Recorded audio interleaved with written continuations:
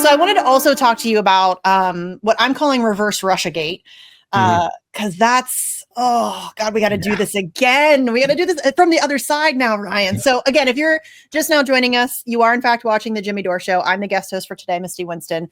We're joined by Ryan Cristián. We're talking about a couple different things, but right now I want to talk about reverse Russiagate. So I'm sure most of you have heard about this by now. So Gabbard is threatening prosecution against Obama administration officials for treasonous conspiracy. Ryan, they're not going to arrest Barack Obama. Right. So stupid.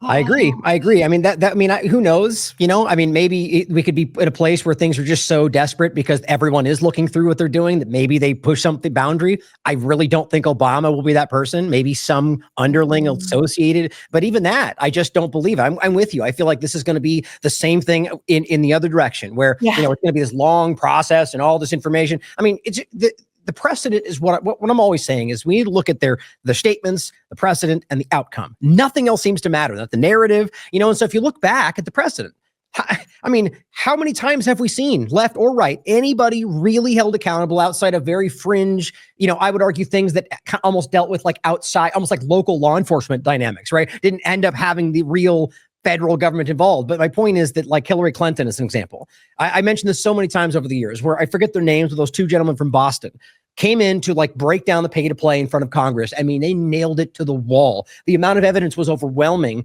Nothing happened, right? Yeah. Or Trump or anybody, right? They always go through these processes, but nothing ever actually happens. So I'm of the mind that this is exactly what you're saying. It is about trying to distract, but let's be clear. I think we all know that there was a manipulation that happened there, right? It's unique to one side or the other. They obviously made this up. They obviously made up a whole bunch of things based on what, like Russia memes and different things. It's clear that they blew this out. Now, maybe to overthrow and, you know, shift power. I wouldn't balk at that for a second. And should they be held accountable for it? Sure. But the interesting thing is what we're now ignoring to go in that direction. And then the point being that we don't think they're even going to go after them, you know? So we'll see what happens. No, they're not going to go after them. This is going to be like a Benghazi or a Russiagate 1.0. And it's like a cycle. And they're so effectively able to just repeat the same stuff over and over again. They're not very creative. Which may work in our favor, but the idea that people keep falling for this and keep there's people all over Twitter right now, like really excited that there's going to be an arrest of Barack Obama. I saw somebody post like an AI image of Barack Obama being arrested and all of this other stuff. And it's so absurd on every level. And there's, for example, here's Jason Bassler, great journalist. I'll believe the Trump administration will arrest Obama right after they get done arresting Hillary Clinton. Remember that, Ryan?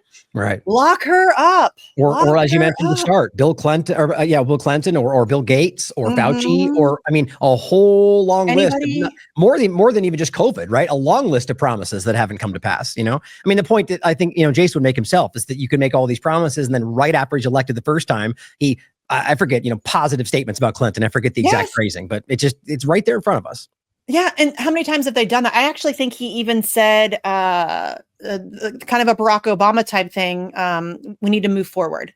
Yeah. You know what I mean? Like that, like Donald Trump, who went around for his entire campaign in 2015, 2016, talking about lock her up. And then immediately upon getting elected, he's like, oh, we got to move forward. And it's like Obama. We tortured some folks. We got to look forward. You know what I mean? It's just, we tortured some folks. It's fine, guys. Like and that's what's so astonishing to me is that they continue to do this and they're so effective at it that they can just get away with it over and over and over again. And people just continue to buy in. And it's mind-numbingly stupid, but I also kind of get it because I think people want to feel like somebody's fighting for them desperately. And that's why they're so able to get away with this type of stuff. So I agree. This is another one that I thought was funny. This was under a tweet about Russiagate. It's imminent. It's on Pam Bondi's desk right now. The arrest warrant is signed, sealed, delivered. It's on the desk, guys. It's just so crazy, you know. And see, my same kind of thought though is that I wonder how much of this is, you know, how many are genuinely just going like, I'm not feeling this. Like, yes, lock Obama up, but this still feels wrong with the way you're doing it, you know. And then the influencer side that is screaming that this is everything. You know, I think it's hard to tell right now how much of them are really buying this. I keep seeing like the Gunther and Cat Turds, people coming out saying, Pam Bondi will be the best in history. You know, if it's all, I can't believe what Trump's done in six months, you know, just really trying to be like, everything's so great. It's like that meme. This is fine with the house burning down. That's what it feels like, you know? And I don't think, as much as there'll be a huge portion that will continue to support whatever happens, like we just talked about, I'm really of the mind that most of them are, you know, they're just not thinking this is going the right direction. And so, you know, to the Obama point about it, you know, it's clear that, you know, Tulsi Gabbard, the way that went down, you know, they're still trying to tap into the things that we like that have some more veneer of honesty to it. You know, Gabbard, I mean, I lost any thought that Gabbard was going to be something different when she just fell in line with Clinton last time. You know, she like same thing. She's the worst, and then now I'll endorse her. You know, it's clearly they're all going through these same processes. But yeah, I think this is pretty much distraction, despite the points we already made about the validity to some of it.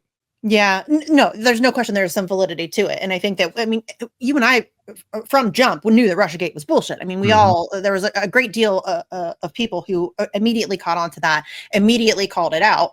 And so there's no question that there's been some shenanigans happening behind the scenes, but they're never going to do anything of substance about it. I think that that's been made abundantly clear. And some people will argue, oh, well, then why did they go after Trump? They didn't really.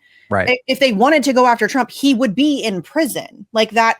There's plenty of evidence. Yeah. One thing I say all the time about that is, you know, from the real, you know, nonpartisan perspective. I mean, every single one. I mean, presidents as far back as I can look have been committing war crimes. I mean, since World War II, with very clear you know, just very obvious actions in foreign policy, even domestically. So if you really wanted to go after them, or let's just take your point. Let's just say Trump. If they wanted to go after Trump, there were many things. How about assassinating Soleimani under a guise of diplomacy in an international airport? You know, there's many things like that any of them apply to, but they don't. They go after the things that they know will, you know, peter out, I would argue, or maybe are set up to fail in the first place. Yeah, I agree. And just selfishly, before we wrap up the Russiagate portion of this conversation, there wasn't a fairly significant victim of the Russiagate bullshit, and that was Julian Assange, which that was used against him very loudly. And hey, Donald Trump, considering that you're the guy that spied on Julian Assange in the Ecuadorian embassy, you're the guy that plotted to assassinate him while he was in the Ecuadorian embassy, and you're the guy that had him arrested and thrown in Belmarsh prison, maybe the least you could do right now is issue a pardon. How about that, my guy? Everybody go and tweet at Donald Trump and tell him to pardon Julian Assange. Everybody should do that for me. I agree. I agree with that. Hey, come see us on tour. We're going to be in Oxnard, California, Rutherford, New Jersey, New York, Edmonton, Calgary, and Vancouver. Go to jimmydore.com for a link for tickets.